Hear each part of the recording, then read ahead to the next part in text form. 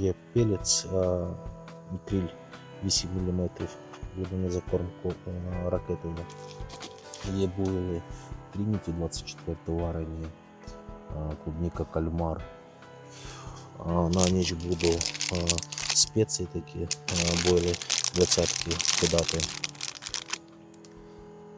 Бум. І ще є в мене Red Devil міксер, теж 20-ті. Буду їх пробувати. Ще такий пелець, теж на спомп, буде його пробувати. Тут 20-ки, 24-ті є, мабуть, навіть 26-ті. Заливати буду ліквідом крильовим. Зараз все підготую, замочу, буду маркеритися. Додатково на спомп суміш в мене тут ось вариться конопелька.